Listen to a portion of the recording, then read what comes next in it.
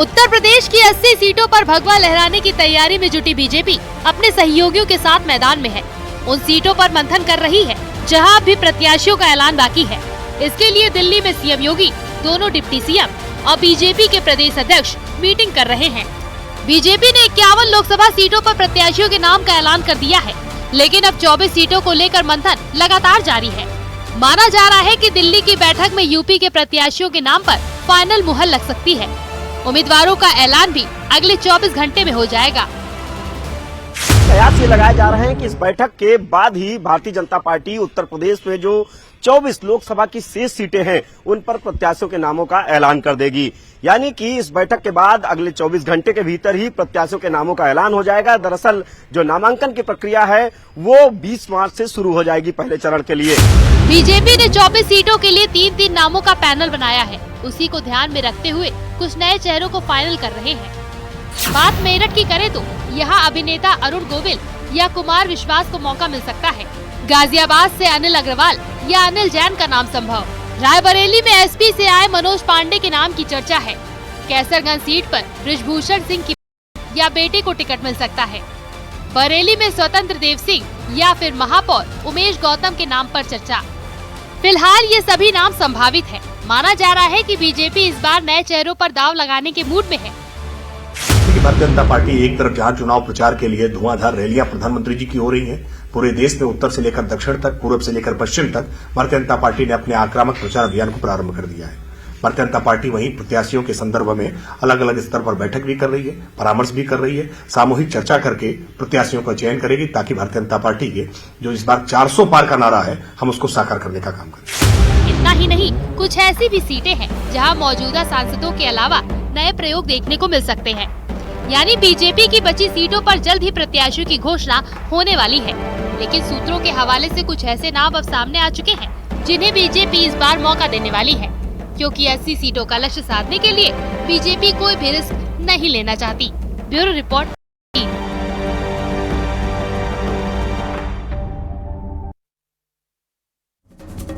2024 के लोकसभा चुनाव का सबसे बड़ा सवाल यही है कि क्या बीजेपी उत्तर प्रदेश की सभी 80 सीटें जीतने के संकल्प को पूरा कर पाएगी। क्या उत्तर प्रदेश में कांग्रेस की 1984 वाले रिकॉर्ड तोड़ पाएगी? और इस पर विश्लेषकों को क्या कहना है? ये कठिन जरूर है लेकिन नामुमकिन कतई नहीं।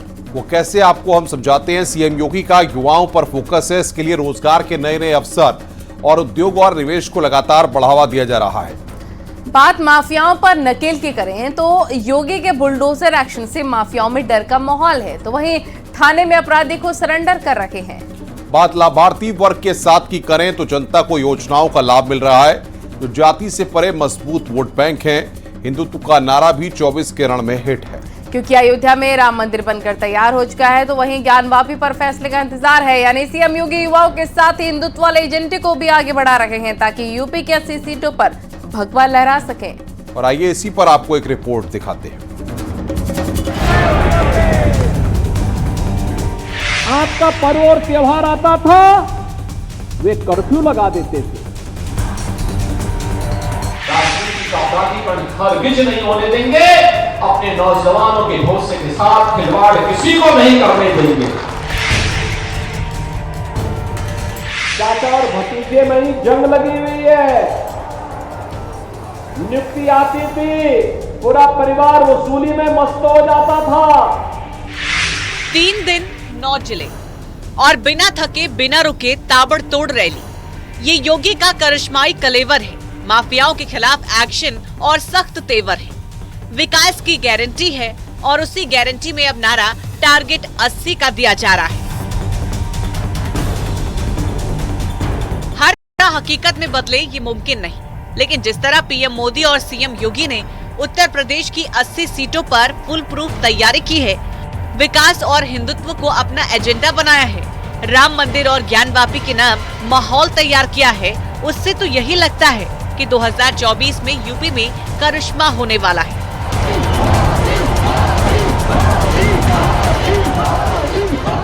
सवाल ये उठता है कि क्या भारतीय जनता पार्टी कांग्रेस के उस रिकॉर्ड को तोड़ पाएगी जो कांग्रेस ने वर्ष 1984 में बनाया था। यानी कि उस दौरान कांग्रेस पार्टी ने उत्तर प्रदेश की अगर बात की जाए तो उस दौरान उत्तराखंड भी उत्तर प्रदेश में था। कुल 85 सीटें थी, लेकिन कांग्रेस ने 83 सीटें जीत ली थी। अब भारतीय जनता पार्टी भी कांग्रेस के उस करिश्मे को तोड़ना चाह रही है, उस रिकॉर्ड को तोड़कर एक नया रिकॉर्ड बनाने के लिए आगे बढ़ रही है। सियासी पंडित तर्क दे रहे हैं कि राम मंदिर की प्राण प्रतिष्ठा के बाद जिस तरह से भावनाओं का उभार हो रहा है, ज्ञानवापी और मथुरा का प्रचार हो रहा है, CAA से ध्रुवीकरण हो रहा है, उससे माहौल तो बना है। ऐसे में जब लाभार्थी का एक बड़ा वर्ग भी बीजेपी के साथ हो चले तो फिर 80 में 80 ना सही, लेकिन 1984 का रिकॉर्ड जरूर टूट जाएगा।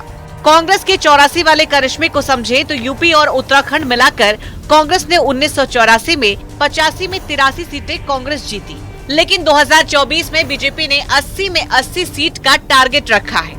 1984 में कांग्रेस ने देश में 518 में 415 सीटें जीती, तो 2024 में बीजेपी 543 में 400 पार का लक्ष्य रख चुकी है। ऐसे में 40 साल बाद राम मंदिर से बन रहे माहौल के बीच हो रहे लोकसभा चुनाव के लिए बीजेपी ने यूपी के लिए नारा दिया है, अब की बार 80 में 80 पर जीत साकार, जिसे साधने के लिए अब विपक्ष को कमजोर करने की भी कोशिश हो रही है। बीजेपी कांग्रेस की मजबूत सीटों की किलेबंदी कर रही है, एसपी की ताकत कम करने पर फोकस रख रही है। बसपा का एकला चलो का फैसला भी बीजेपी के लिए अहम है। अगर इन दो तस्वीरों पर नजर डालें तो कांग्रेस के बड़े नेता राजेंद्र भंडारी कल बीजेपी में शामिल हुए, तो आज बीएसपी सांसद संगीता आजाद ने भी बीजेपी का दामन थाम लिया। यानी बीजेपी को मजबूत करने के लिए और 24 में रिकॉर्ड कायम करने के लिए बीजेपी अब विपक्षी नेताओं को भी पार्टी में शामिल करने से गुरेज नहीं कर रही है। 1984 लोकसभा चुनाव की जो रिजल्ट आए थे उसकी पुनरावृत्ति करना बहुत कठिन है। वो करीब 415 सीटों पर राजीव गांधी पहुंचे थे, और ये इसलिए हुआ था क्योंकि श्रीमती इंदिरा गांधी की हत्या की गई थी। उससे जो सहानुभूति उमड़ी थी वो पूरे देश में थी, तमिलनाडु में भी थी, केरल में थी, और उस रिकॉर्ड को तोड़ पाना मुझे बहुत असंभव लगता है। कारण कि यही है कि तमिलनाडु में और केरल के 2 राज्यों में बीजेपी का प्रभाव बिल्कुल नगण्य है। यानी ये तो तय है कि उत्तर प्रदेश में 2014 और 2019 के अपने ही रिकॉर्ड तोड़ने के लिए बीजेपी विपक्ष को कमजोर करने के साथ ही विकास के मुद्दे को धार दे रही है। साथ ही उन सीटों पर भी नजर बना रही है जहां 2019 के लोकसभा चुनाव में हार का सामना करना पड़ा था। Bureau report, news 18। आपका पर्व और त्योहार आता था, वे कर्फ्यू लगा देते थे। राजनीतिक अपराधीकरण हरगिज नहीं होने देंगे, अपने नौजवानों के भरोसे के साथ खिलवाड़ किसी को नहीं करने देंगे।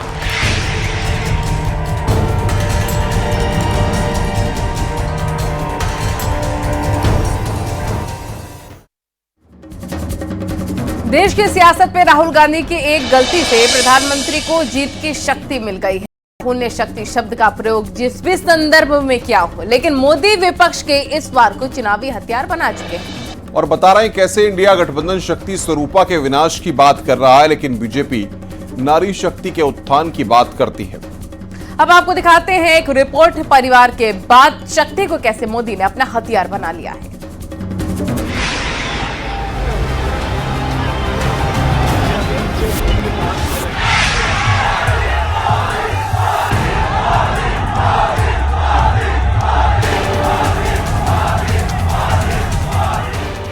दुश्मन के वार को हथियार बनाने वाले मोदी परिवार के बाद शक्ति परीक्षण कर रहे हैं। लालू के बाद राहुल के सेल्फ गोल को मुद्दा बना चुके हैं और उस शक्ति के विरोधियों को सबक सिखाने के लिए जनता से अपील कर रहे हैं, जिसका जिक्र राहुल गांधी ने मुंबई में न्याय यात्रा के समापन में किया था।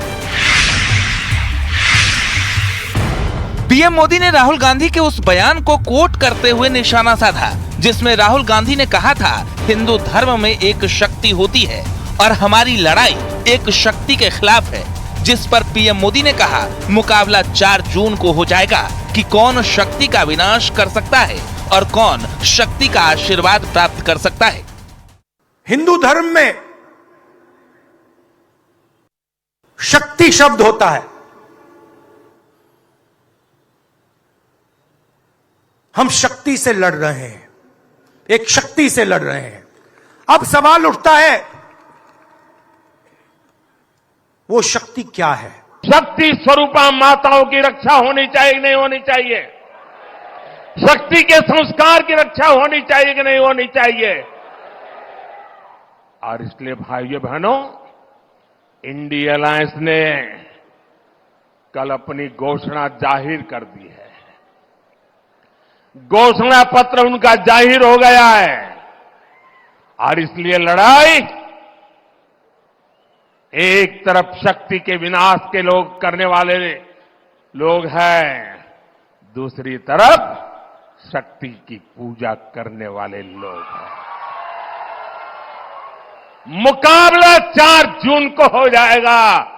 कौन शक्ति का विनाश कर सकता है और कौन शक्ति के आशीर्वाद प्राप्त कर सकता है, इसका मुकाबला 4 जून को हो जाएगा। प्रधानमंत्री मोदी इन दिनों मिशन दक्षिण पर हैं, जहां लोकसभा की 130 सीटें हैं और 400 पार के लिए उसी 130 सीटों को पाले में लाने की कोशिश हो रही है। ऐसे में पीएम मोदी को बैठे बिठाए राहुल गांधी ने मुद्दा दे दिया, जिसमें बात नारी शक्ति की होती है। राहुल गांधी ने कहा, हमारी लड़ाई शक्ति के खिलाफ है। इस पर पीएम मोदी ने कहा, मेरे लिए हर माँ शक्ति का रूप है, हर बेटी शक्ति का रूप है। मैं इनको शक्ति के रूप में पूजता हूँ। शक्ति स्वरूपा के लिए जान की बाजी लगा दूंगा। हालांकि जिस तरह राहुल गांधी अपने ही बयानों में घिर चुके हैं, ऐसे में कांग्रेस अध्यक्ष को शक्ति वाले बयान पर सफाई देनी पड़ी। मैं तो खुलकर बताऊंगा, ये जो शक्ति कहने की शब्द है, मोदी जी के पास आरएसएस की शक्ति, आरएसएस की आइडियोलॉजी, मनुवाद, ये उनकी शक्ति है। लेकिन जब सियासी मैदान में तर्कश से तीर चले तो शक्ति के इर्द गिर्द वार पलटवार होने लगे और एक बार फिर मोदी का परिवार के बाद शक्ति स्वरूपा की भक्ति बीजेपी के लिए चुनावी शक्ति से कम नहीं। Bureau report, news 18।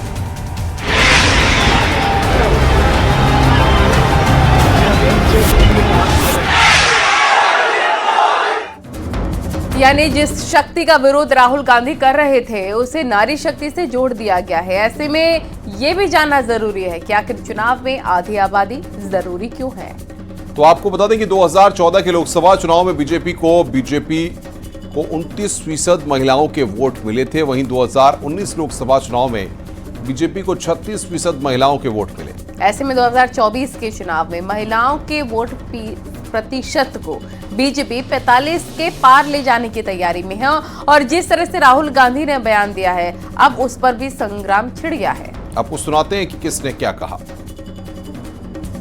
कि कांग्रेस को 2024 के नतीजे मालूम है और कांग्रेस को ही क्या, देश के जन जन को मालूम है कि 2024 में फिर से देश में तीसरी बार मोदी सरकार बनने जा रही है, वो भी 400 आंकड़े के पार होके। तो कांग्रेस पार्टी हार की तैयारी उन्होंने पहले ही कर ली है। ये मालूम नहीं है भारतीय संस्कृति, भारतीय शक्ति और पूर्वजों के, तुम्हारे पूर्वजों ने बड़े प्रयास कर लिए इसको दबाने के लिए। अनंत काल से चली आ रही है, अनंत काल तक ये चलने वाली है। इसलिए आप कोई भी रूप ले लो, संसाधनों में पहला हक माइनॉरिटी का है। उस प्रकार का व्यवहार करने वाले, आज हिंदू को गाली बकने वाले लगातार वो प्रयास कर रहे हैं। लेकिन ये शक्ति, जितने भी आप इसको विरोध करोगे, शक्ति पुनः बढ़ेगी। पूरी की पूरी भाजपा अनाप शनाप अनर्गल बातें कर रही है। कल जब से राहुल गांधी ने आसुरी शक्ति के खिलाफ खुलकर हमला बोला, यह चुनाव आसुरी शक्ति और दैवी शक्ति के बीच का चुनाव है। वहीं साधु संतों ने भी राहुल गांधी के बयान पर नाराजगी जताते हुए तीखा पलटवार किया। आपको सुनाते हैं महंत राजू दास और आचार्य सत्येंद्र दास ने क्या कहा है। एक तरफ से शक्ति के बारे में, देवी देवताओं के बारे में अभद्र टिप्पणी किया, जिस प्रकार से राहुल जी एक तरफ तो पूरी देश जोड़ने की बात करते हैं, दूसरे तरफ सनातन संस्कृति, हिंदुत्व को किस प्रकार मिटाया जाए, तोड़ा जाए, इसका नाश किया जाए, इस पर पूरा उनका ध्यान केंद्रित रहता है। हाँ, वो बात ठीक कह रहे हैं। हिंदू से लड़ाई लड़ रहे हैं क्योंकि वो स्वयं घोषित कर रहे हैं कि हमारी पार्टी मुस्लिम पार्टी है और उनके खानदान भी वैसे मुस्लिम हैं। तो पारसी से उनकी माता के विवाह हुआ था, उन्हीं के लड़के हैं, तो वो तो हिंदू के विरोध में ही हैं, हिंदू से लड़ते ही हैं। आज से नहीं, जब उनके हमारे पूज्य भगवान श्री राम को भी नकार दिया, काल्पनिक कह दिया, तो ऐसी स्थिति में जो कह रहे हैं वो सही है कि वो हिंदू नहीं हैं, हिंदू विरोधी हैं, लड़ रहे हैं हिंदू से, तो हिंदू से लड़ते रहें। और जो भारत हमारा हिंदुस्तान है, इसीलिए भारत ने उनको नकार दिया है और वह सड़क पर घूम रहे हैं और सड़क पर घूमते रहेंगे। और यूपी में बीजेपी के मिशन 80 को रोकने के लिए अब कांग्रेस और समाजवादी पार्टी वॉर रूम तैयार कर रखी है, जिससे आपसी तालमेल के साथ बीजेपी की चुनावी रणनीति पर भी नजर रखी जा सके। आपको रिपोर्ट दिखाते हैं। आखिर इंडिया गठबंधन की बड़े नेता गठबंधन का फैसला ऊपर कर लेते हैं, लेकिन उन्हें इस बात का ध्यान नहीं रहता है कि आखिर जमीन पर कार्यकर्ताओं को कैसे मिलाया जाएगा। ऐसे में इस समस्या का समाधान निकालने के लिए समाजवादी पार्टी और कांग्रेस ने सभी 17 सीटों के जिला अध्यक्षों को एक साथ बिठाया। साथ ही एक वार रूम की स्थापना होने जा रही है, जिसके माध्यम से नीचे के कार्यकर्ताओं को कोई दिक्कत परेशानी ना आए, और ऐसे में इस वार रूम में सीनियर लीडरों की ड्यूटी भी लगाई जाएगी। दरअसल उत्तर प्रदेश में समाजवादी पार्टी अपनी पैठ बनाने के लिए हर तरह के फॉर्मूले आजमा चुकी है। 2017 के विधानसभा चुनाव में कांग्रेस से तो 2019 के लोकसभा चुनाव में बीएसपी से गठबंधन भी कर चुकी है, लेकिन 2024 के चुनाव में अखिलेश का मुकाबला उस पार्टी से है जो सिर्फ और सिर्फ विकास और हिंदुत्व के एजेंडे पर आगे बढ़ रही है। तभी तो सीएम योगी भी हर मंच से कांग्रेस और समाजवादी पार्टी के शासनकाल का जिक्र करते हैं। डबल इंजन की सरकार नहीं होती, डबल इंजन की सरकार नहीं होती तो क्या ये 56 लाख गरीबों को उत्तर प्रदेश के अंदर मकान मिल पाते क्या? और क्या ये सपा और कांग्रेस के लोग दे पाते? अरे वहां तो चाचा और भतीजे में ही जंग लगी हुई है।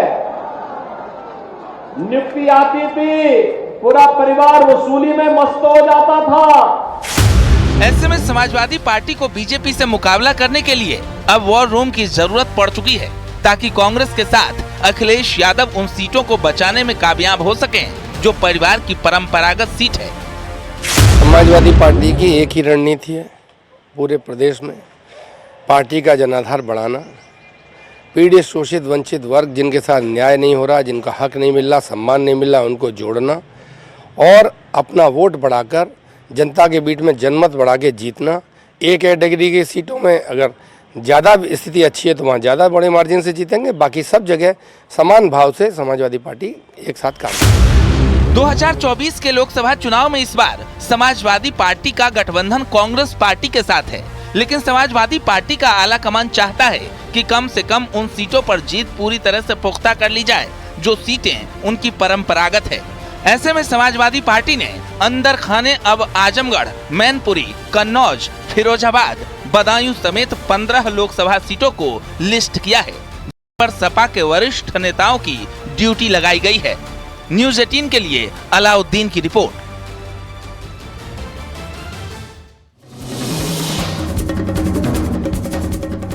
रुक रहे हैं यहाँ पर एक ब्रेक के लिए। खबरों का सिलसिला लगातार जारी है।